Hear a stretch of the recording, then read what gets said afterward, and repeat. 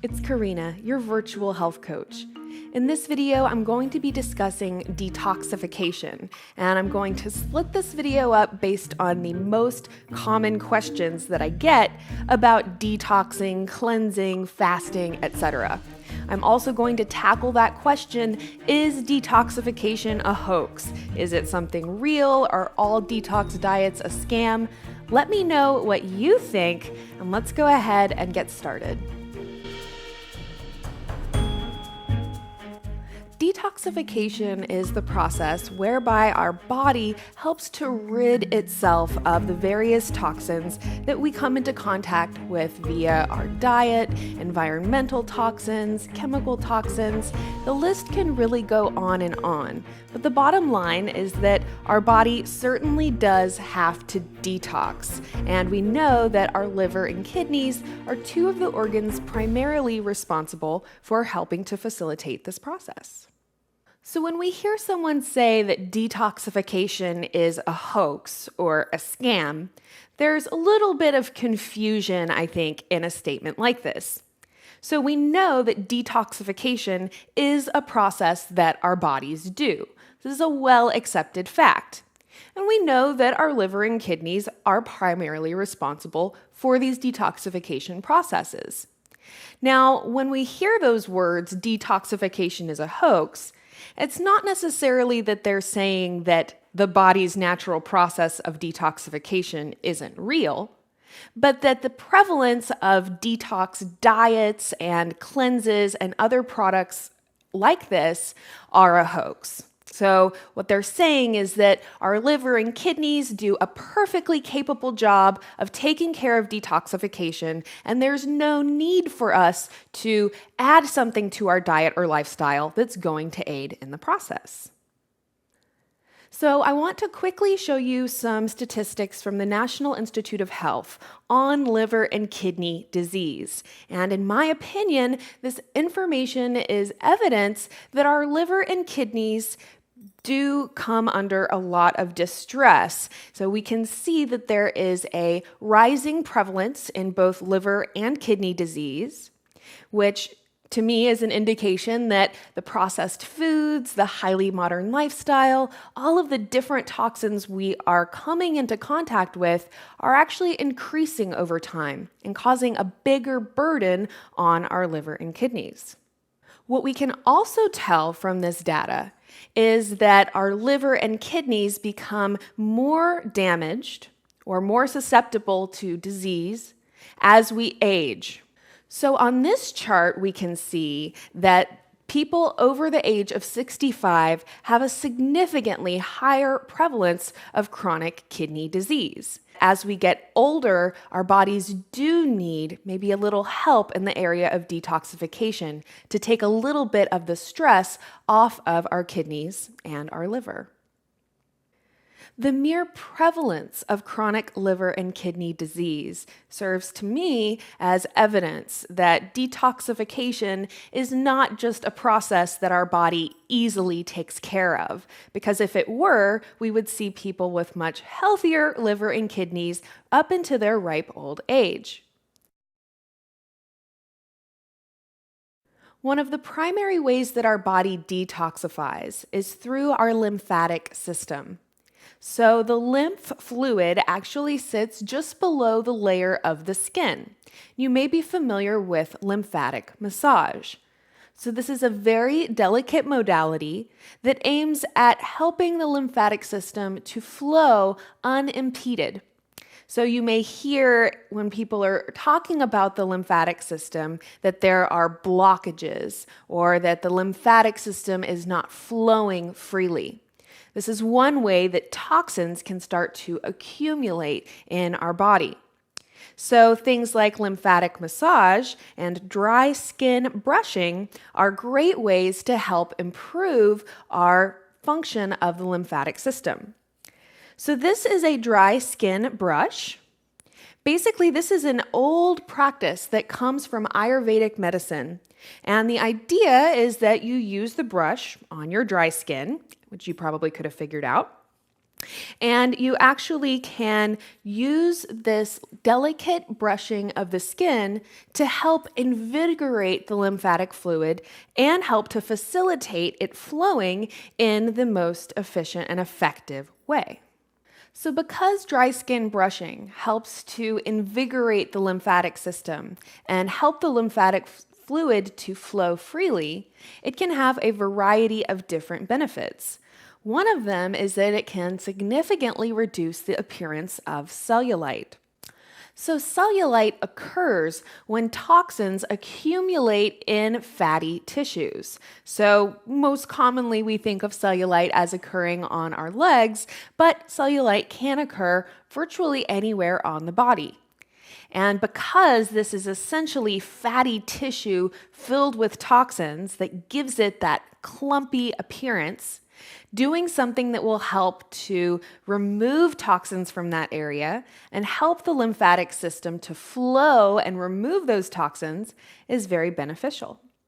Another thing I love about dry skin brushing is that it feels amazing. So there's actually a little chart you can follow that shows you how and in what direction to brush the skin in order to facilitate that lymphatic system flow. So I use this dry skin brush by ZEN ME, and I love it because it has this great little strap and the little arm is detachable. So I can just use it for the easy to reach places this way. Then I also have an option for using it with the handy dandy little arm. I also received as a free gift with this package these exfoliating gloves for use in the shower. So the dry skin brush is not meant to be taken in the shower and used when wet, but using some kind of exfoliating soap or exfoliating gloves in the shower can be another great way to help influence this detoxification process, helping our lymphatic system to flow freely and unimpeded. So I also use a detoxifying soap when I'm in the shower, again, wanting to help this detoxification process. So this particular one is by the Seaweed Bath Company. This is a detox cellulite soap with coffee. Now, not only does it smell amazing, but I love this soap, and I feel like it really did make a visible difference in the appearance of cellulite after using it. Another way that we can help to encourage our body's natural detoxification processes is by getting physical movement every single day, whether it's as small as simply taking a short walk, doing some stretching, or setting aside something like 3 or 5 minutes a day just to put some kind of gentle movement into your daily activities. When we're living a sedentary lifestyle, not only do we physically feel more stagnant, but within our body, this stagnation occurs. So our lymphatic system won't be flowing as well. Our heart won't be pumping as strongly to help blood circulate. So getting some kind of physical activity is really, really important. So kind of an addendum on that note is that physical exercise of increased intensity also does help with this detoxification process. So getting to the point where you start breaking a sweat in exercise not only is a great way to begin that fat metabolization process or fat burning, which is what we're usually after, but know that your physical exercise also has an enhanced benefit of helping your body to detox, helping it to let go of the toxins that it's holding onto. So when we're talking about sweating, not a very popular topic, but certainly something that each and every one of us does, right? We need to consider what deodorants we're using. Now, most commercial deodorants are going to contain aluminum as the active ingredient, and the aluminum almost serves as a way of clogging those pores and helping to prevent perspiration. So the problem with aluminum as an ingredient in deodorant is kind of twofold. First of all, aluminum in and of itself can be a toxin if it accumulates at too high of a level in your body. Secondarily, we talked about how aluminum kind of serves to clog your pores and basically prevent you from sweating. But unfortunately, sweating is one of the primary ways that our body detoxifies, and that's why sweat doesn't really smell that great. So recognize that by stopping perspiration, by using an antiperspirant, you're actually stopping one of your body's main detoxification processes. So I highly recommend that you consider switching to a natural deodorant that does not contain aluminum. And this is a great example, Love Myself Organics. This is a lavender blend. And if we take a look at the ingredients, we have coconut oil, cocoa butter, arrowroot powder, baking soda, and an essential oil blend. So we don't have that aluminum ingredient.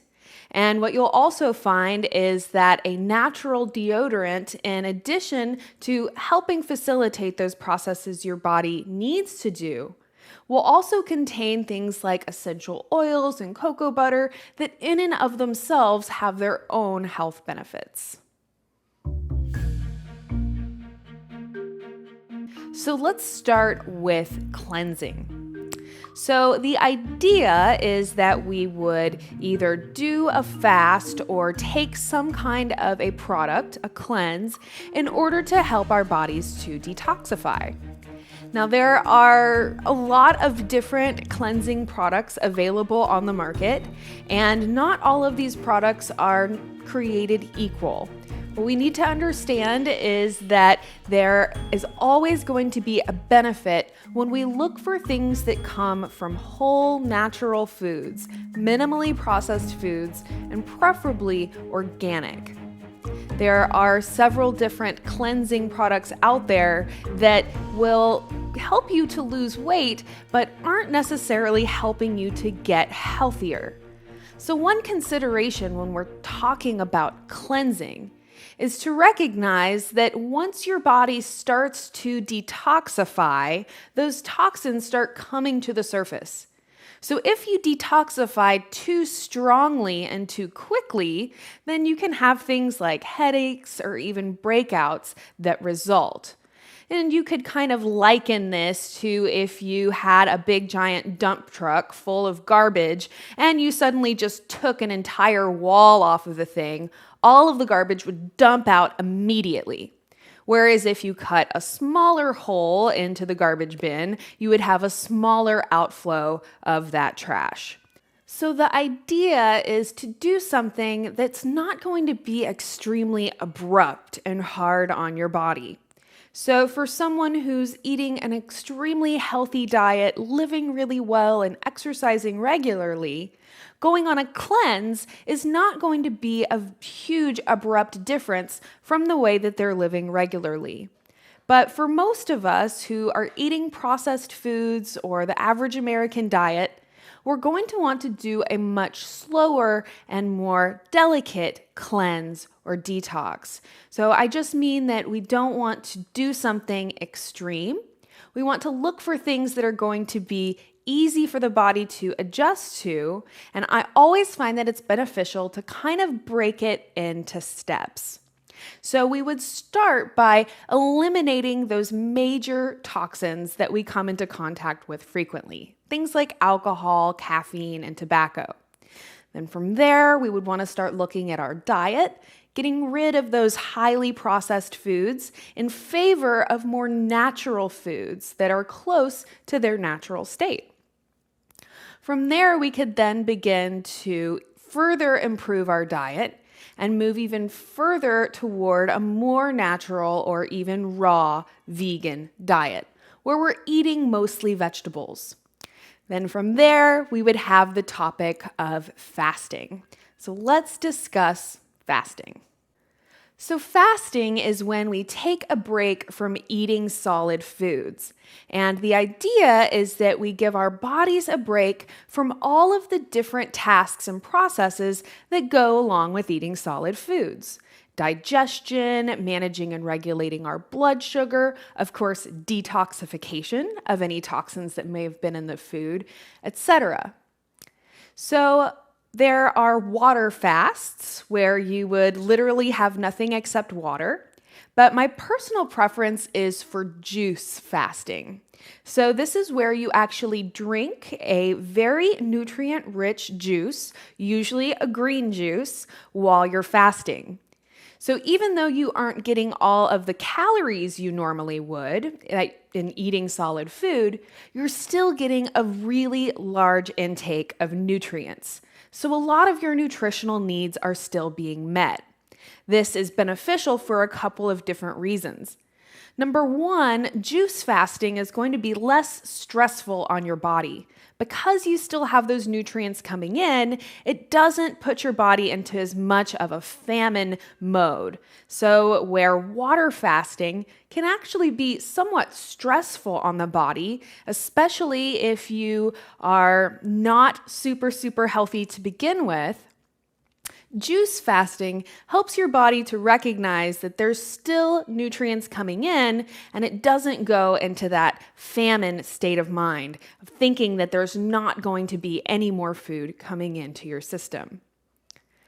Another benefit of juice, what was I going to say? No, it's fine. Another benefit of juice fasting is that all of the nutrients in those green juices also help to facilitate that process of detoxification. So cilantro, as an example, all of your dark leafy green vegetables, these are all going to be wonderful things to help support detoxification in your body. So taking in a lot of green juices while you're detoxing or cleansing is very beneficial. So what about detox diets? And can detoxing help you lose weight?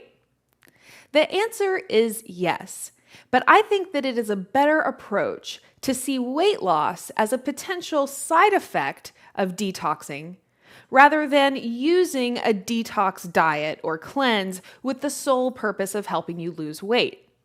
We can return to that idea that if you do something really severe and extreme, like detoxing your body very quickly, while you can have the effect of losing weight, this is not necessarily the healthiest or least stressful thing to do for your body.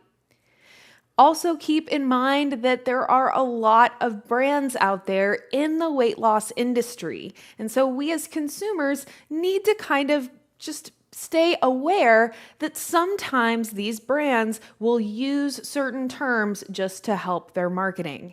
So just because something calls itself a detox diet doesn't necessarily mean that it's healthy. And just because there are certain detox diets out there that aren't maybe that healthy, it doesn't mean that detoxification as a whole is a scam or that detoxification is a hoax of some kind. So we talked about that processed foods are generally going to contain more toxins than a natural food, and especially an organic food, which would have the lowest toxicity possible. So when we're looking at processed foods, we need to recognize that there are several different ways that these foods negatively impact our health. So number one, when you have a processed food with a long list of ingredients, not all of those ingredients are necessarily bad, but when you see a food with a lot of those different chemicals, there's certainly a potential that some of those food additives are carcinogens, which means they cause cancer, or they do deplete your body's health in some way. Also important to recognize that simply the processing of those foods out of their natural state creates more work for your body in breaking them down. So the easiest digestion is going to come when we eat natural, minimally processed foods. Things like high fructose corn syrup have actually been found to contribute to fatty liver. Now, it's weird because we don't think of something that isn't a fat contributing to fatty liver disease. But this is a great example of how a lot of these modern food chemicals directly impact the organs that are necessary for our body to detoxify. So we can talk about some healthy foods that help to support detoxification. So one of the most well-known foods for detoxification is lemon. Now, it's actually because lemon helps those toxins in our bodies to become water soluble. So it literally helps those toxins to flush out of our system. We also get that benefit from limes. So this is why we hear the recommendation to drink lemon water in the morning. And this is something I've been doing for quite a while now. I find it incredibly refreshing. And so in addition to all of the other nutritional benefits that lemon offers, drinking a glass of lemon water every single day, or as often as you'd like, is a great way to help this detoxification process. Another great natural food for detoxing is ginger. So this is an actual ginger root that I have here. So you can easily make your own ginger tea by slicing off a piece of the root and putting it into a pot of boiling water. Lemon and ginger together make a wonderful tea. You can add things like honey to give yourself a little sweetness, but incorporating more ginger and lemon into your diet is a great way to help improve this detoxification process. It's also worth noting that apples are particularly known for being beneficial to our liver, which again is one of the main organs that handles detoxification.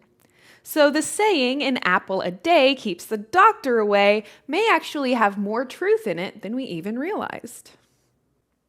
We can also get a lot of detoxification benefits from different herbs and spices, which is great because that just helps our food taste even better. So earlier on in the video, I mentioned cilantro, and one of my favorite spices and one of the most well-known spices for its health benefits is turmeric. We also can get a lot of benefit from foods that are extremely high in antioxidants. And so that's one of the reasons that turmeric is often considered a good food for detoxification. Along these same lines, we also get a lot of antioxidant activity and help for detoxification from green tea. Now, there's a lot of different green tea products available on the market, and certainly drinking the regular store-bought green tea will still give you benefits. But if you want to supercharge the benefits that you can get from green tea, what you want to look for is matcha. So matcha is the raw, minimally processed form of green tea, and it comes in a powder.